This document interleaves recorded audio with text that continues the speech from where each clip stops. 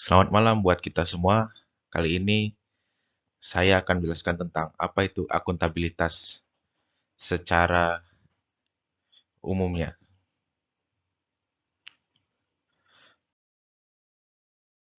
Akuntabilitas diatur dalam Undang-Undang Nomor 25 Tahun 2009, di mana dalam pasal 4 disebutkan tentang akuntabilitas tersebut. Akuntabilitas di sini yaitu adalah untuk ASN, di mana mereka harus memiliki mental melayani, mulai dari diri sendiri.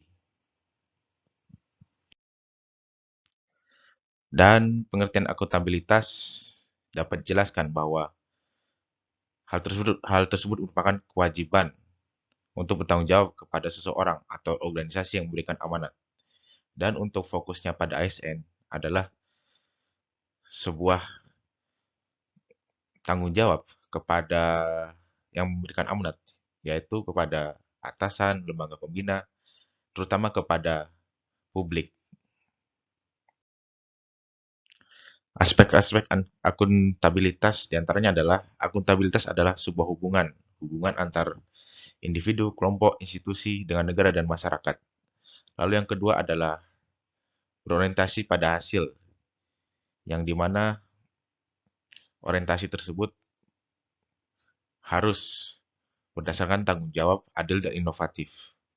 Lalu, akuntabilitas membutuhkan adanya laporan sebagai bentuk pertanggungjawaban.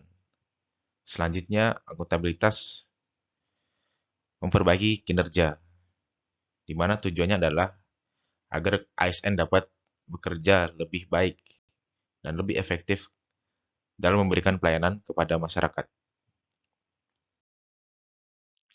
Pentingnya akuntabilitas, yaitu pertama untuk menyediakan kontrol demokratis, mencegah korupsi, dan meningkatkan efisiensi serta efektivitas. Tingkatan akuntabilitas dibagi menjadi 5, yaitu akuntabilitas stakeholder, organisasi, kelompok, individu, dan personal. Mekanisme akuntabilitas dibagi menjadi 4, untuk memenuhi terwujudnya organisasi sektor publik yang akuntabel, yaitu adalah akuntabilitas kejujuran dan hukum, proses, program, serta kebijakan. Akuntabilitas Indonesia diatur dalam PP nomor 46 tahun 2019 serta pembaruannya dalam nomor 30 tahun 2019.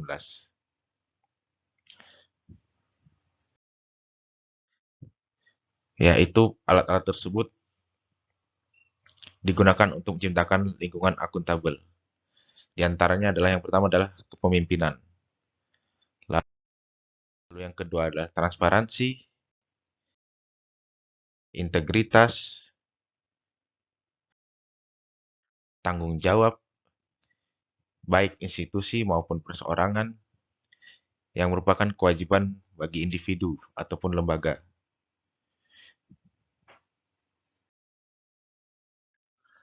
Keadilan, yaitu persamaan perlakuan dalam pelayanan. Kepercayaan, yaitu adalah kepercayaan dari masyarakat atas tindakan yang dilakukan oleh ASN. Lalu ketujuh, keseimbangan. Keseimbangan di sini yaitu sesuai dengan kewenangan, harapan dari penerima layanan, dan kapasitas. Lalu kedelapan adalah kejelasan. Kejelasan adalah sebuah transparansi, di mana masyarakat dapat memastikan dari pelayanan yang diberikan bahwa hasilnya benar-benar memberikan efek yang baik bagi diri mereka. Lalu yang kesembilan adalah konsistensi, di mana pelayanan harus diberikan secara prima, tanggung jawabnya juga dilakukan secara terus-menerus. Dan untuk membuat framework akuntabilitas, ada 5 framework, yaitu tentukan tujuan dan tanggung jawab, rencanakan apa yang akan dilakukan, Lakukan implementasi. Setelah implementasi, berikan laporan secara lengkap dan lakukan evaluasi serta perbaikan. Setelah perbaikan, maka akan membuat tujuan dan tanggung jawab yang baru. Untuk framework akuntabilitas selanjutnya. Selanjutnya saya akan membahas tentang kompeten. Kompeten adalah suatu perilaku di mana ASN mengembangkan kompetensi diri, membantu orang lain belajar maupun melaksanakan tugas dengan sebaik-baiknya. Pengembangan kompetensi dimulai dari kompetensi teknis yang diukur dari tingkat dan spesialisasi pendidikan, pelatihan teknis, serta pengalaman bekerja. Dan selanjutnya adalah kompetensi manajerial yang diukur dari tingkat pendidikan, pelatihan struktural, manajemen, maupun kepemimpinan. Dan yang ketiga adalah suatu kompetensi sosial kultural yang diukur dari pengalaman kerja berkaitan dengan masyarakat, majemuk dalam hal suku, agama, budaya, sehingga memiliki wawasan kebangsaan yang luas. Selanjutnya, kompetensi merupakan perpaduan aspek pengetahuan, keterampilan, dan sikap yang dapat dilihat indikasinya dalam kemampuan serta perilaku seseorang sesuai tuntutan pekerjaan.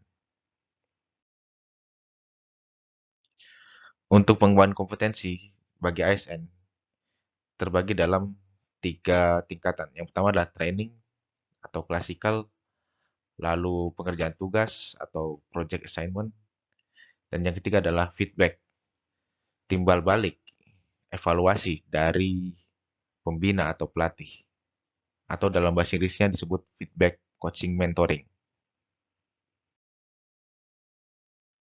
Selanjutnya, dalam kekompetenan ASN, instansi pemerintah wajib menyusun rencana pengembangan, dan juga perencanaan tersebut bertujuan untuk profesionalitas ASN.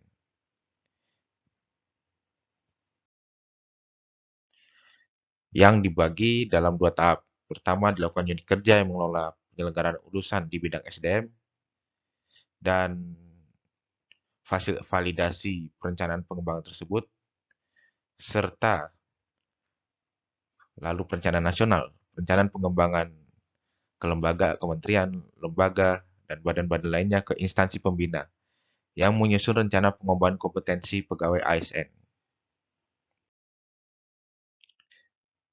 Selanjutnya, tentang perilaku kompeten. Perilaku kompeten dapat dibentuk melalui learning by investigation, yaitu menyelidiki apa yang terjadi di lapangan. Lalu yang kedua eksperimen, melalui mengalami dan praktis. Ya merupakan sebuah praktik tindakan yang dilakukan di lapangan untuk semata-mata memberi pelayanan pada publik. Bagaimana cara menjadinya ASN kompeten, yaitu merubah mindset, berupa aktif meningkatkan kompetensi diri dan dapat mengembangkan kompetensi seperti pembelajaran utama dari internet, manfaatkan keahlian para pakar ataupun konsultan, melakukan jaring informal, yaitu mengatur diri sendiri dalam interaksi dengan pegawai lain di dalam atau luar organisasi.